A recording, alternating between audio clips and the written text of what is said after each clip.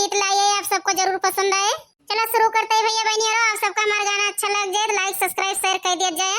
आएगा लालन कई मोड़ा नवा कैसे सपरी, आएगा लालन कई मोड़ा नवा कैसे सपरी, आएगा लालन कई मोड़ा नवा कैसे सपरी, आएगा लालन कई मोड़ा नवा कैसे सपरी। सासू जवाई देवता मनन को मांगे अपनाने, नेगी चार की बातें न करना, पिया गए परदेस चाबी ले गावा सजनवा कैसे सपरी, चाबी ले गावा सजनवा कैसे सपरी। सासू जवाई देवता मनन को मांगे अपनाने, नेगी चार की बातें न करना, पिया गए परदेस चाबी ले गावा सजनवा कैसे सपरी, चाबी ले गावा सजनवा कैसे सपरी। आएगा लालन कई मोड़ा नवा कैसे सपरी, आएगा लालन कई मोड़ा नवा कैसे सपरी, आएगा लालन कई मोड़ा नवा कैसे सपरी, आएगा लालन कई मोड़ा नवा कैसे सपरी।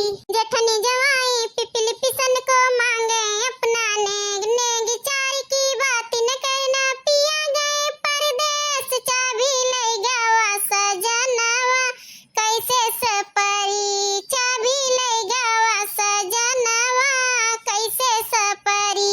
जेठनी जवाई पिपली पिसन को मांगे अपनाने, नेगी चार की बात न करना, पिया गए परदेस चाबी ले गावा सजनवा कैसे सपरी, चाबी ले गावा सजनवा कैसे सपरी।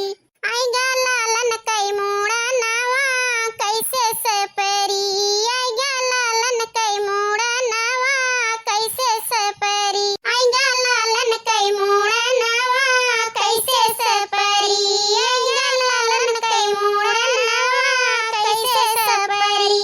छोटी जवाई लुचुई पवन को मांगे अपनाने, नेगी चार की बात न करना, पिया गए परदेस चाबी ले गावा सजनवा कैसे सपरी, चाबी ले गावा सजनवा कैसे सपरी।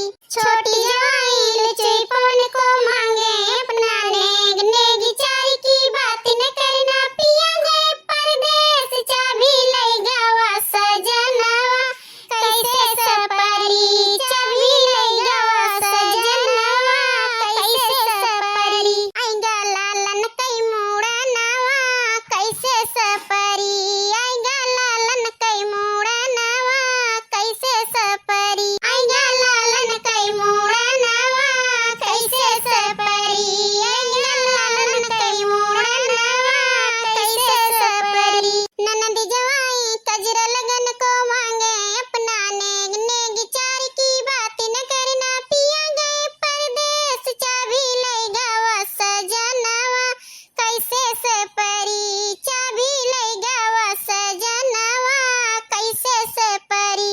ननद जवाई कजरा लगन को मांगे अपनाने, नेगी चार की बात न करना, पिया गए परदेस चाबी ले गावा सजनवा कैसे सपरी, चाबी ले गावा सजनवा कैसे सपरी। आएगा लालन कई मोड़ा नवा कैसे सपरी, आएगा लालन कई मोड़ा नवा कैसे सपरी, आएगा लालन कई मोड़ा नवा कैसे सपरी, आएगा लालन कई मोड़ा नवा कैसे सपरी। हाँ तो भैया बहनियों हमारा ख्याल गीत आप सबको कैसे लगा कमेंट में जरूर बताओ जाइए। पसंद आए जे भैया बहनियों तो लाइक सब्सक्राइब शेयर कर दिया जाइए। अपन प्यार दुलार आशीर्वाद ऐसे देते रहिए जैसे देता है। और एक बात भैया बहनियों कहवैया है कऊ दिन से लेकिन कहीं तो नहीं ये साथी हमारा गौनैया सुन लिया था भैया बहनियों सब्सक्राइब नहीं करते हमारे चैनलवा तो सब्सक्राइब कर लिया करा, सब्सक्राइब करा तो हमारा हौसला बढ़त है जय और नीक नीक गौनैया लाई भैया बहनियों खुशी होई के। जैसे भैया बहनियों अपन प्यार दुलार आशीर्वाद हमारे ऊपर बनाए रखे। मिले अगले गौनैया में, तब तक के लिए बाय बाय।